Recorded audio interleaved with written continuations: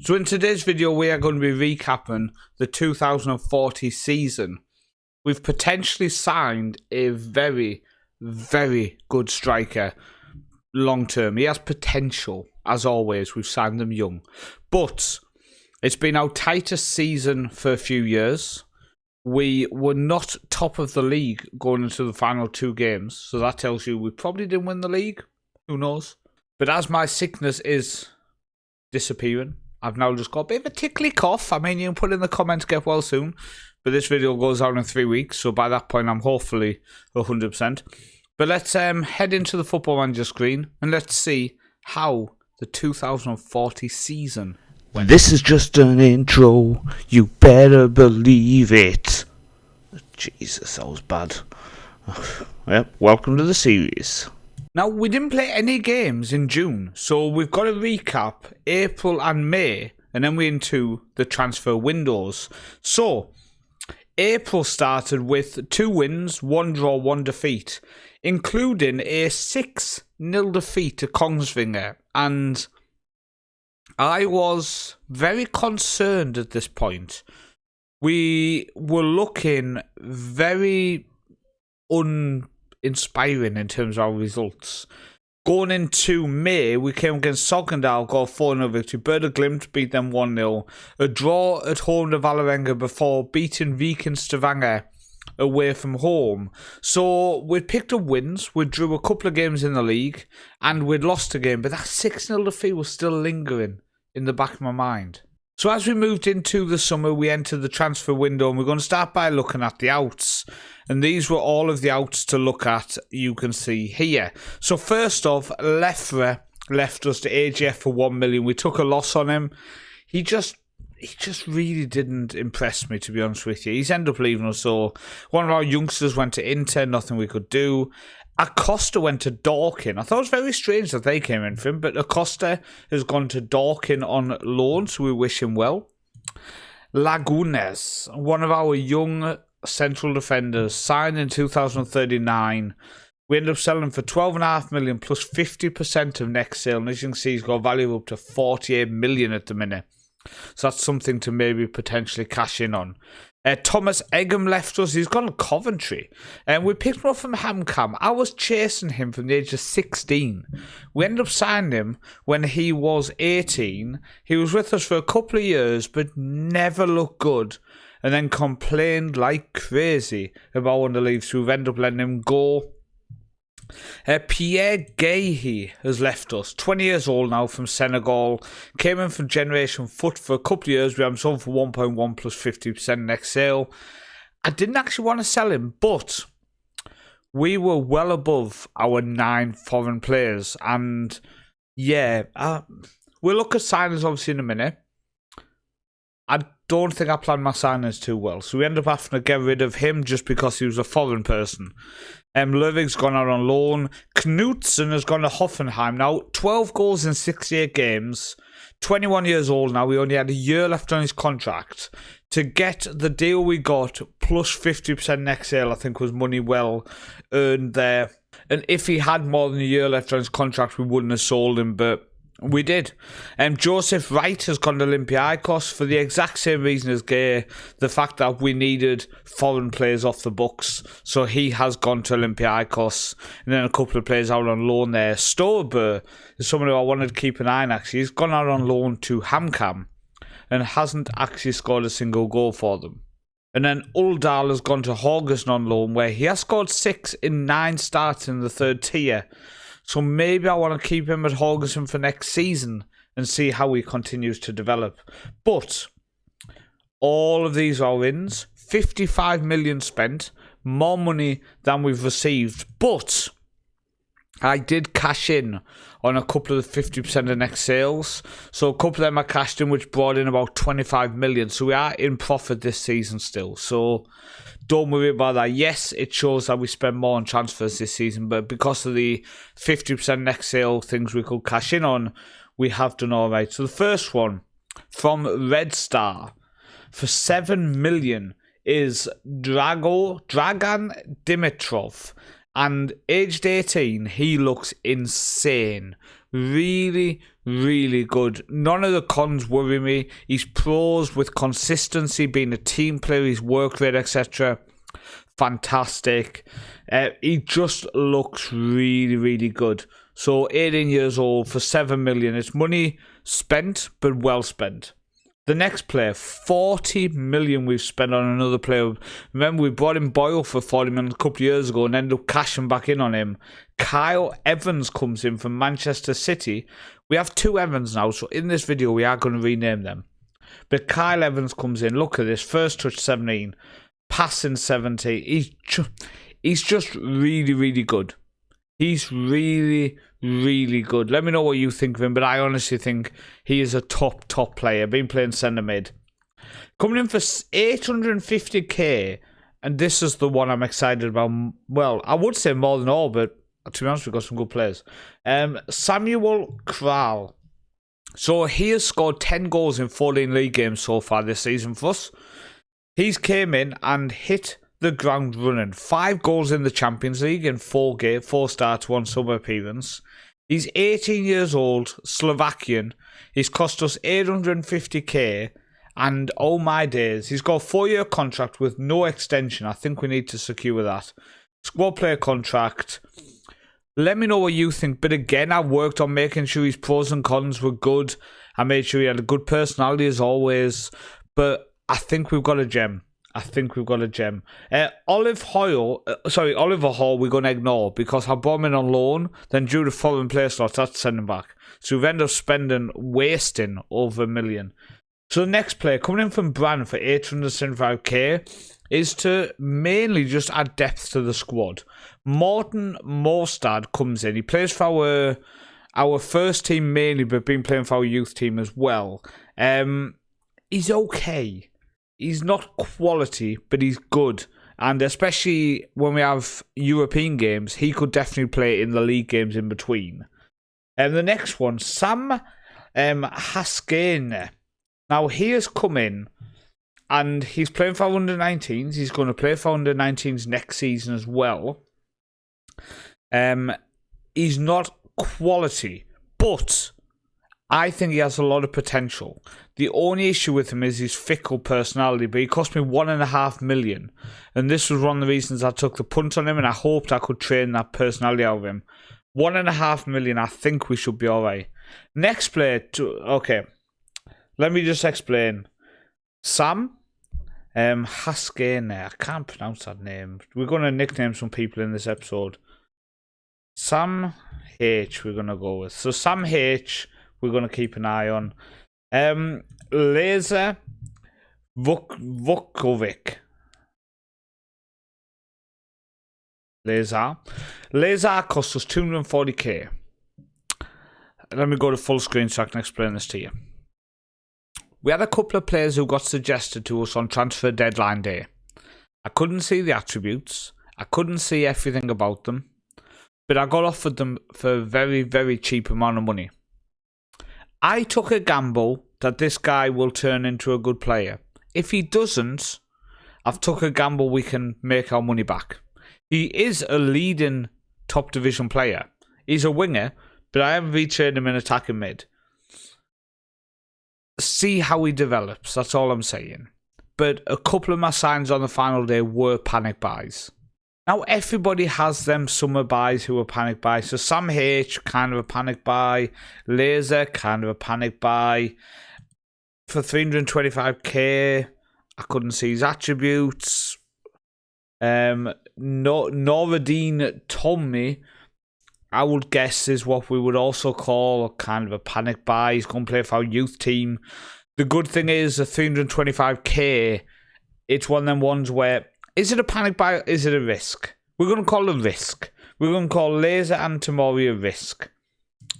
This next one we can definitely call a panic buy. I mean, this is just embarrassing how many players are signed on deadline day. Oliver Angulo comes in from Mexico, and he was touted as an absolute star. Then I signed him. Now, in my defence, I couldn't see his personality, couldn't see half his attributes, but his agent came to me, and F1, there was loads of clubs wanting him from Milan, Who was it? Coventry, Milan. Them two roll off the tongue together. Girona, Deportivo, I think it was. There was a few. 2.5 million. He's going to have another year in our youth team. Let's see how he develops. Then finally, we signed someone from Belarus.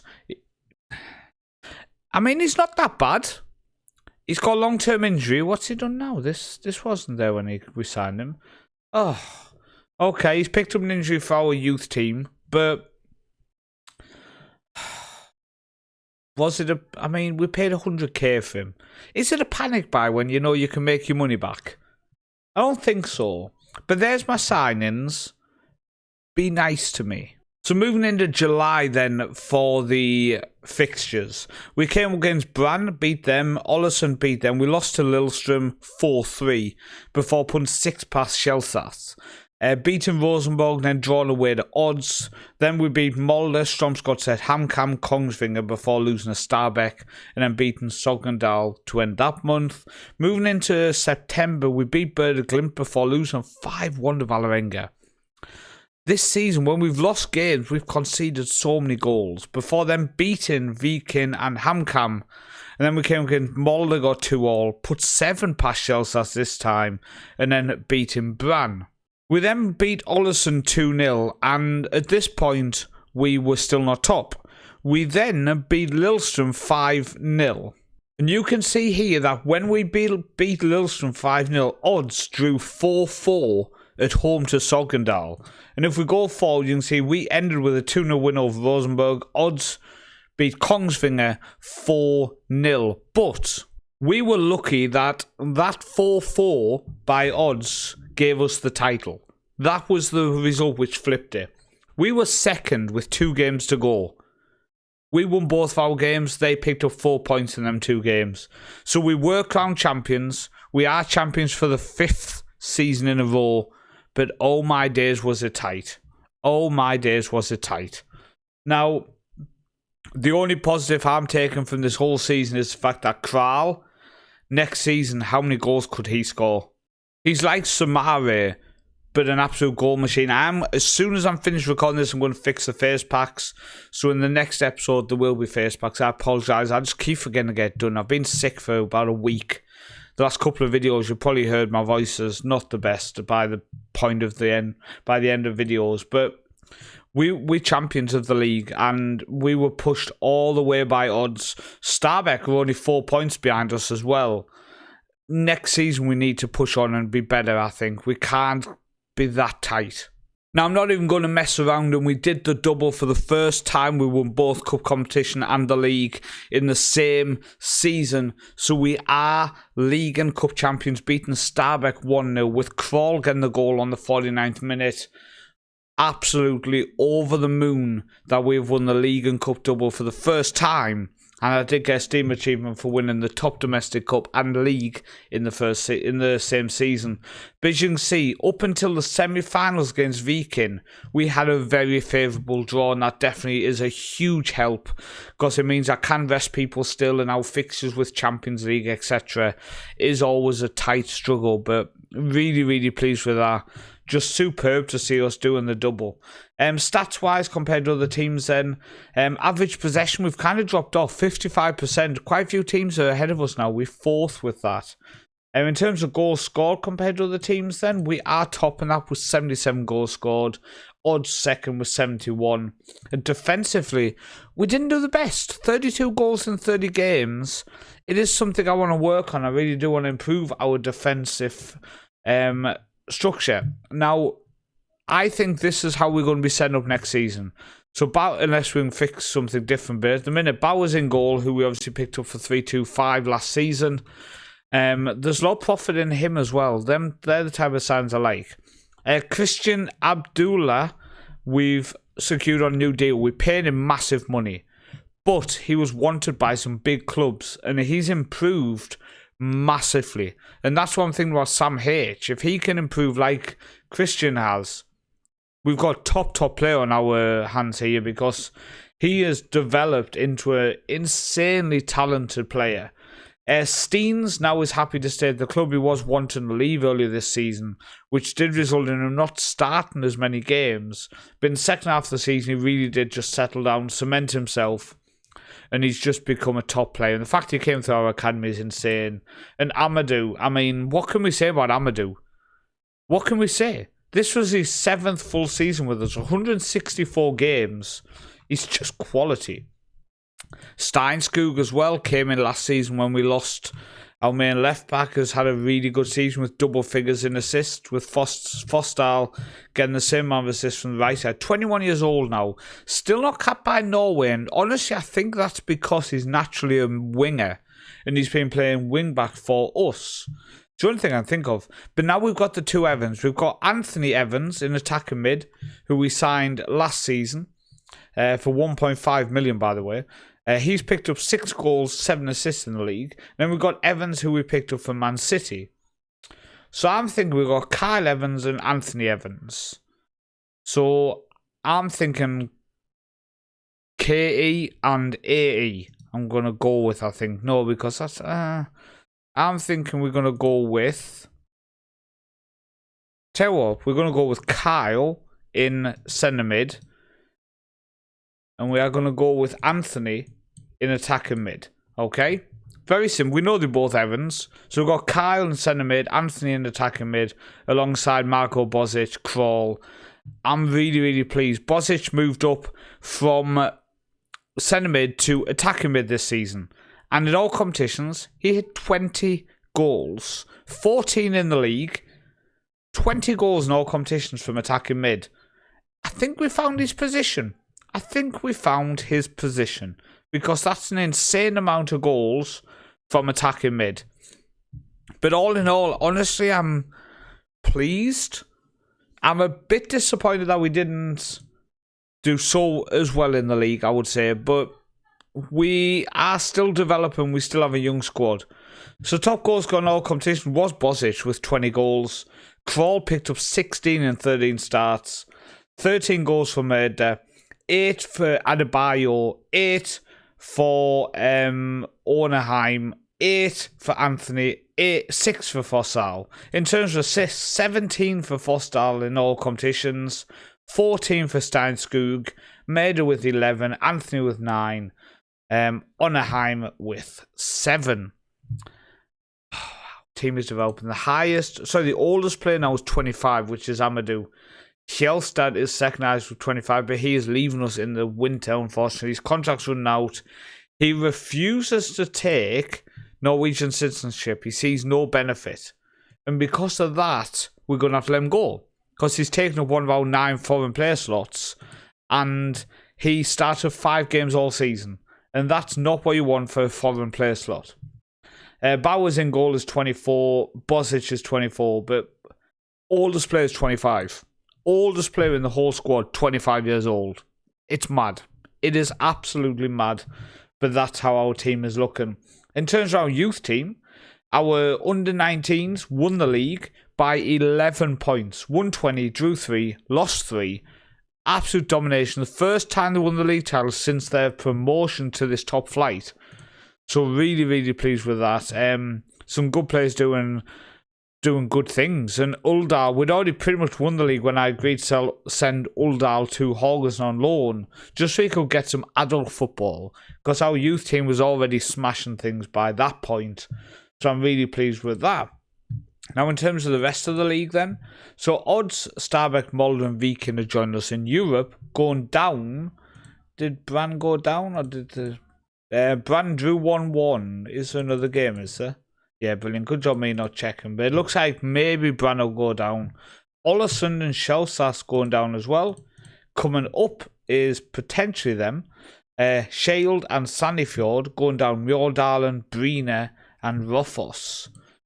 Third tier coming up is Åsane. Going down is Lise Klosten, Strindheim and Gjøvik Lyn, who we are not a parent club of anymore. Our board cancelled that. And coming up is Ranheim from the third tier. Going down, Berdeglimp's B team, Stabæk's B team and Ålesund's B team. So it's a B team disaster this season. Going to end by showing you that financially we're in a very strong position. 172 million in the bank. We've made 20 million this season, even with the amount we spend on transfers. So, as I said, I was happy to spend that money because we were massively in profit this season again still. 20 million in profit. 35 the season before. 172 million in the bank now. We're in a very, very good position. And to be honest with you, I don't think we need to sign anyone. We've got players in our youth teams who can come up. I don't think we need to sign anyone. Let's hope in the next video, though, we are talking about a really good youth intake because we haven't had one for a couple of years. I've been Paul, also known as the Northman, and this was the end of the 2040 season.